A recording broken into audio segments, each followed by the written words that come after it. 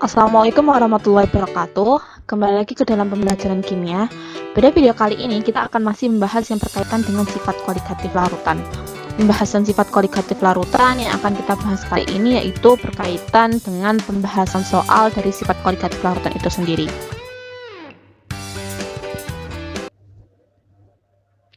Pembahasan soal atau contoh soal yang pertama yang akan kita bahas yaitu seperti ini. Sebanyak 46 gram gliserol memiliki MR sama dengan 92 dicampurkan dengan 27 gram air yang memiliki MR adalah sama dengan 18. Jika tekanan uap air pada suhu tersebut sama dengan adalah 30 mmHg, maka tekanan uap larutan tersebut adalah. Dalam mengerjakan soal, untuk membiasakan menuliskan apa yang diketahui, ditanya, dan dijawab. Gunanya apa? Gunanya adalah supaya kita bisa mencari tahu arah bagaimana kita mencari tahu arah dari apa yang akan ditanyakan, ya, mencari tahu jawaban dari apa yang ditanyakan. Oke, kita tulis terlebih dahulu diketahuinya. Di sini diketahui di sini adalah 46 gram gliserol. Maka yang diketahui yang pertama adalah massa dari si gliserolnya itu sendiri. Massa dari gliserol adalah sama dengan 46 gram. Si gliserol memiliki MR adalah sama dengan 92, maka MR-nya dia adalah sama dengan 92. Dicampur dengan 27 gram air, berarti massa dari airnya adalah sama dengan 27 gram.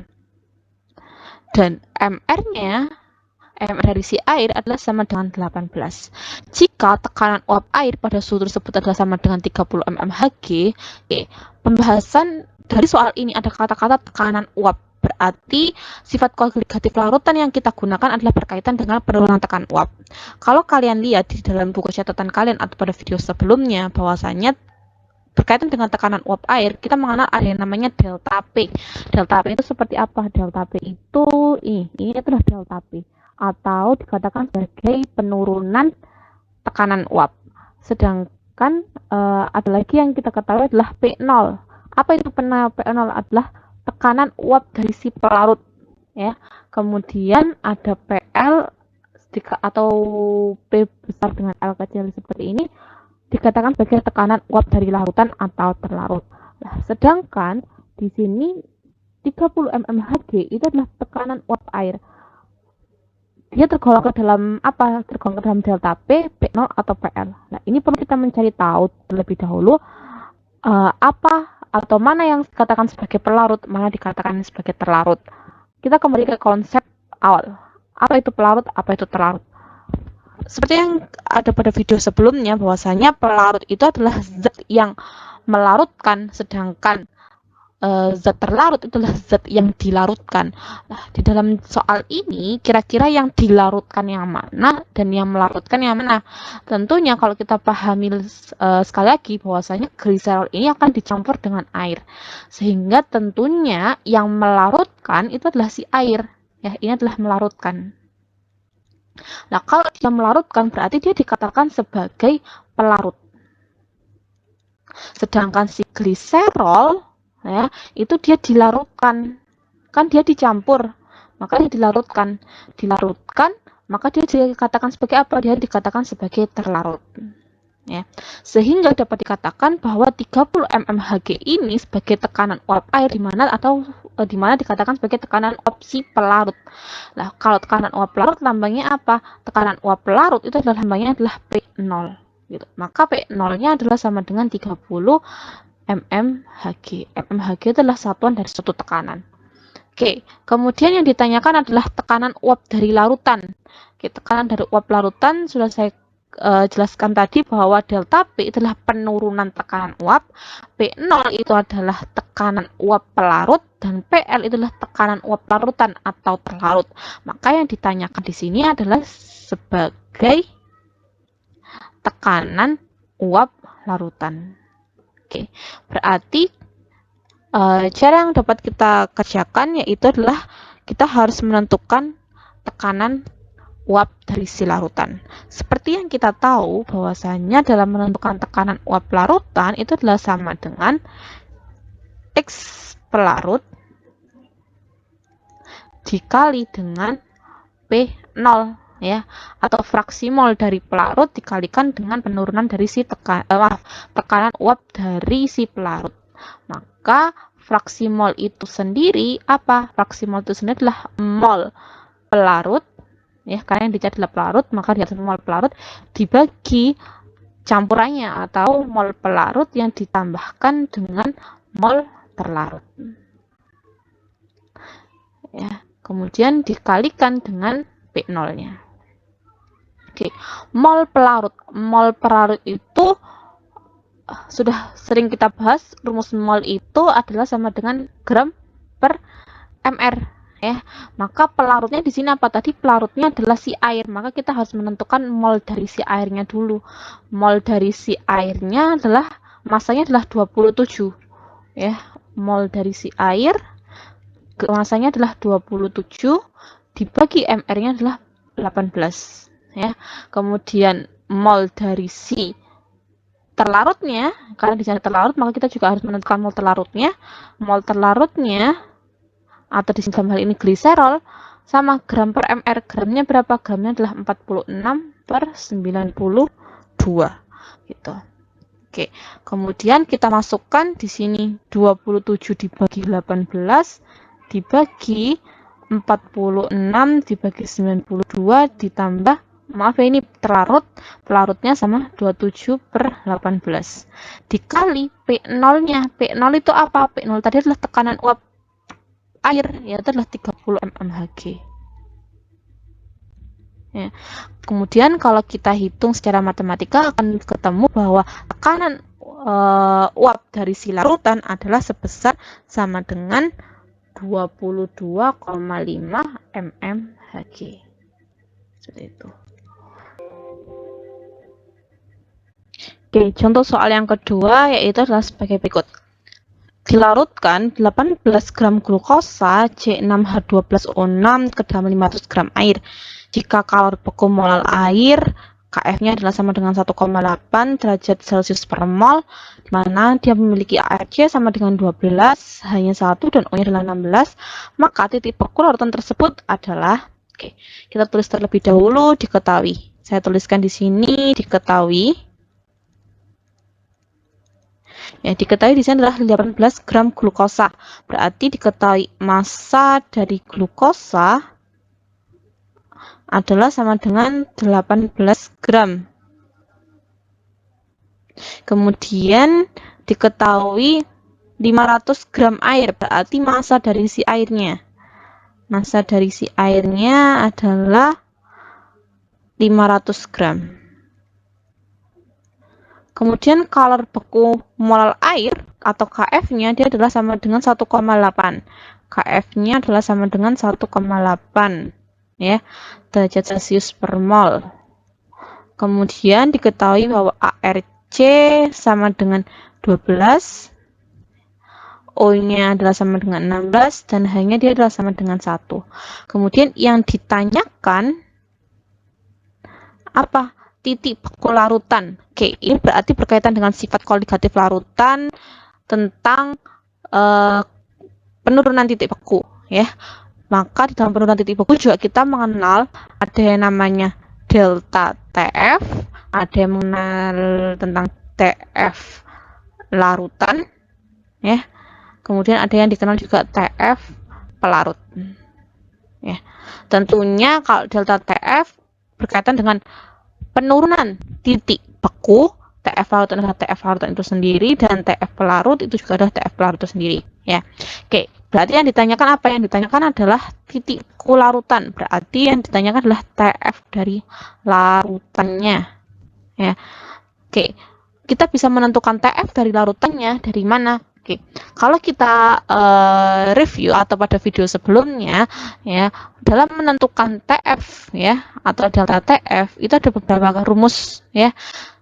Oke, kita jawab di sini. Nah, yang pertama itu untuk menentukan nilai delta TF itu dapat dicari lewat apa? Dapat dicari melalui TF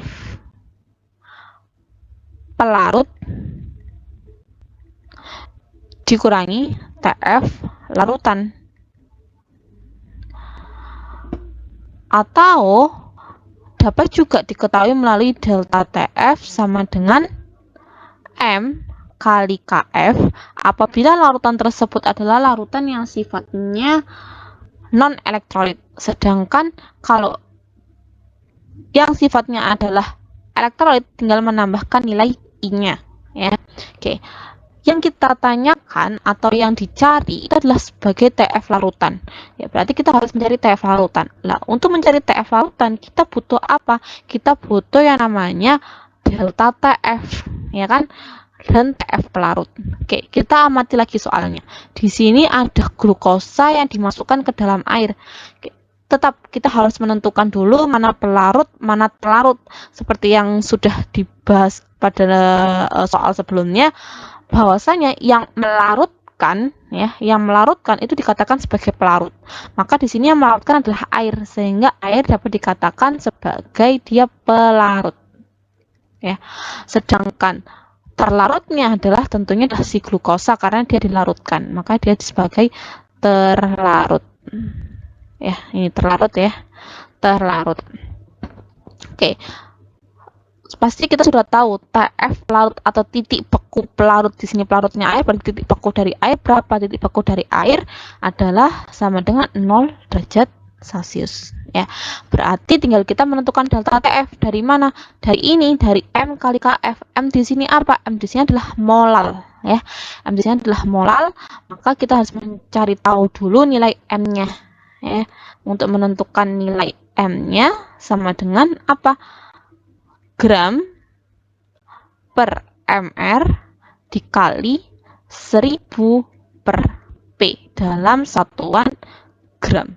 Ya, oke, gram di sini apa? Gram di sini adalah gram terlarut. Gram terlarutnya berapa? Gram terlarutnya adalah 18. MR-nya berapa? Oke, karena MR-nya belum diketahui dari glukosa, glukosa itu memiliki C6H12O6, ya kan?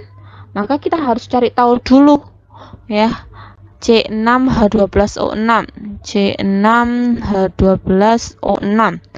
C itu adalah 12 dikali 6 ya, ditambah H itu adalah 1 kali 12 ditambah O nya adalah 6, berarti 6 dikali berapa O nya?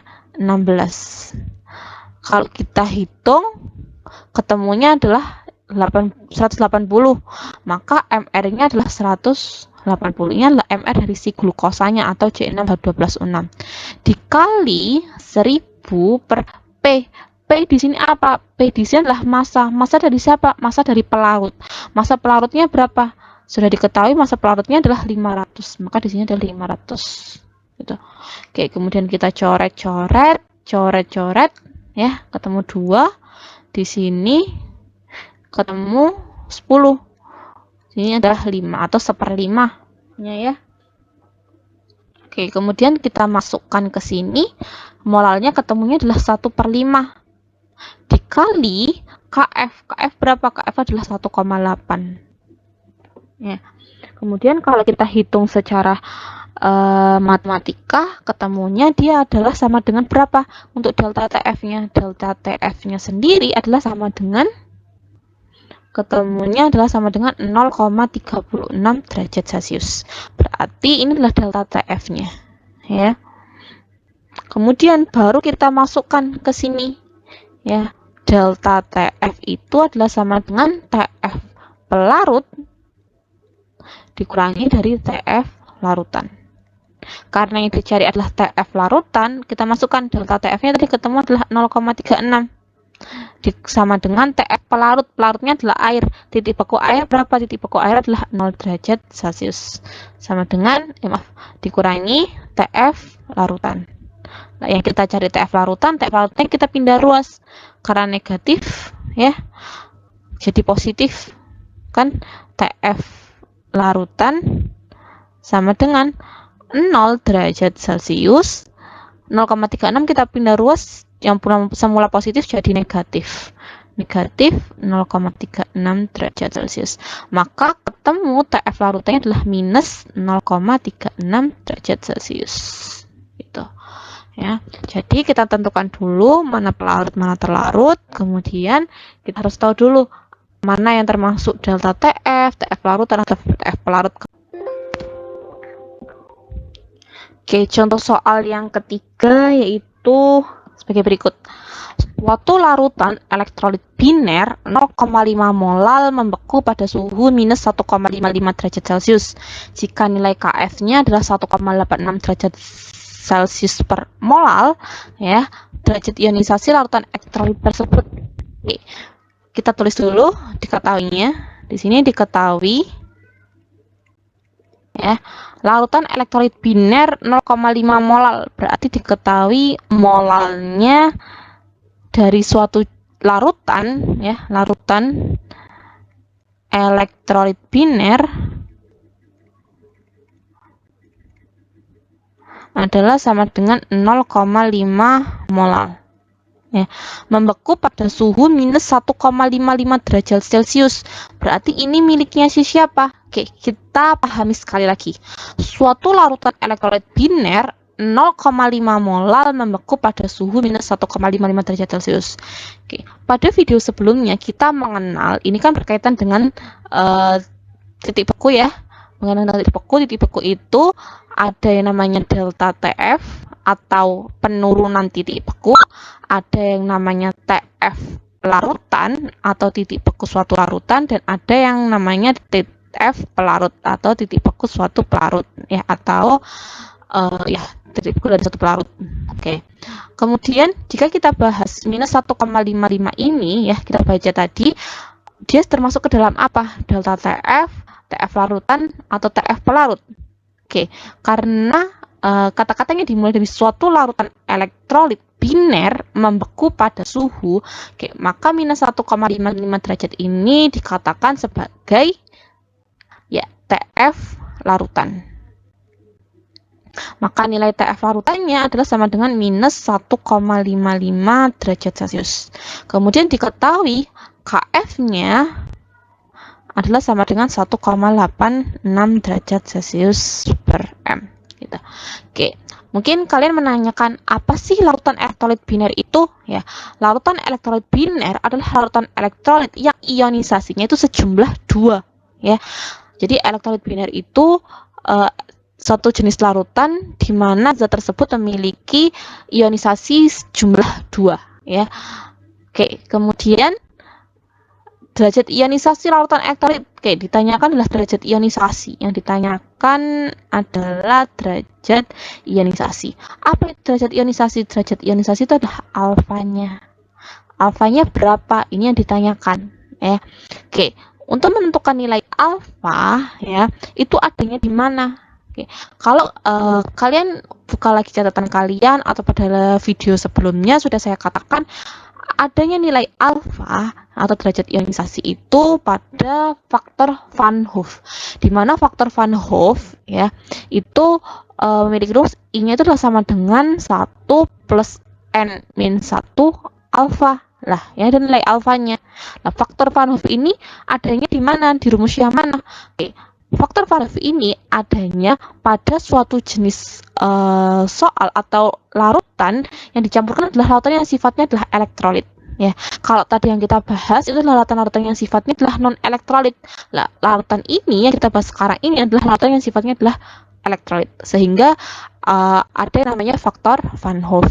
Oke, kemudian bagaimana cara kita menentukan faktor Van Hoff-nya? Oke, tetap mengikuti langkah dari si menentukan tekanan, menentukan titik beku. Oke, di dalam titik beku, ya, saya bahas lagi bahwasannya delta TF itu atau penurunan titik beku sama dengan TF pelarut dikurangi TF larutan. Kemudian ada lagi untuk menentukan penurunan titik beku itu sendiri dapat dicari melalui M kali KF. Jika larutannya adalah sifatnya dia adalah larutan non-elektrolit.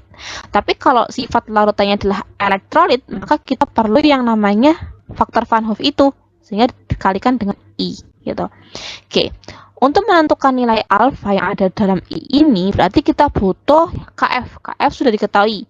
M-nya sudah diketahui, M itu adalah molal ya, molalnya sudah diketahui. Delta TF-nya, nah delta TF-nya kan kita belum tahu. Untuk menentukan nilai delta TF ini berarti kita harus cari dari apa? Dari yang sudah diketahui, yang sudah diketahui. Apa TF larutan? Berarti kita bisa mencari delta TF dari delta TF sama dengan TF larut dikurangi TF larutan. Maka ya ini delta TF sama dengan, saya tulis kembali, TF pelarut dikurangi TF larutan. Ya, delta TF kita cari, pelarutnya apa? Tadi dia dilarutkan pada apa? Oke, di sini tidak dijelaskan bahwa pelarutnya apa gitu. Oke, kita pakai pelarut yang pada umumnya yaitu adalah air. Maka titik beku air itu berapa? Titik beku air itu adalah 0 derajat dikurangi TF larutan. TF larutannya adalah minus 1,55. Minus 1,55 ya, derajat Celcius. Maka delta TF dapat diketahui yaitu adalah sebesar berapa? 1,55 derajat Celcius. Barulah kita masukkan ke dalam sini ya. Saya masukkan ke sini ya. Delta TF sama dengan M kali KF kali I. M-nya berapa? M-nya sudah diketahui langsung, nilainya itu adalah 0,5. KF-nya berapa? 1,86 kali I-nya. Nah, I-nya karena kita mau mencari alfa, maka kita jabarkan 1 plus N-1 kali alfa. Ya, 0,5 kali 1,86 dikali 1 plus N. N-nya berapa? Oke, N-nya kalau di dalam video sebelumnya kita perlu mengionisasikan larutan atau zatnya, tapi di sini hanya dikatakan larutannya adalah elektrolit biner. Sudah saya katakan juga tadi bahwasanya elektrolit biner adalah larutan elektrolit yang memiliki jumlah ionisasi 2. Maka N itu kan jumlah ionisasi. Berapa N-nya? N-nya adalah 2 dikurangi 1, alfanya kita cari ya. Oke, kemudian 0,5 kali 1,86 ya. Kalau ketemunya delta TF-nya juga sudah diketahui tadi, yaitu 1,55. Kita masukkan juga 1,55 ya, seperti ini. 1,55 ya. 0,5 kali 1,86 kali 1 plus 2 kurangi 1. 1 kali alfa atau plus 1 alfa gini ya. Oke, kemudian cara menghitungnya adalah 1,55 karena ini perkalian dapat kita bagi seperti ini. 0,5 kali 1,86 sama dengan 1 plus alfa. Kita hitung dulu ini ya. Kemudian nanti kita tentukan nilai alfanya berapa. Atau kalau kita hitung secara matematika bahwa akan ketemu nanti nilai alfanya adalah sama dengan sebesar 0,66 gitu. Berarti nilai alfa ini adalah sebesar 0,66. Jadi cara menentukannya bisa bervariasi, bisa dicari suatu delta TF-nya, bisa TF pelarut, bisa TF larutan, atau bisa alfa, bisa juga I jika larutan tersebut adalah sifatnya dia adalah elektrolit. Sekian pembahasan pada video kali ini, sampai ketemu pada video-video selanjutnya. Sukses selalu. Wassalamualaikum warahmatullahi wabarakatuh.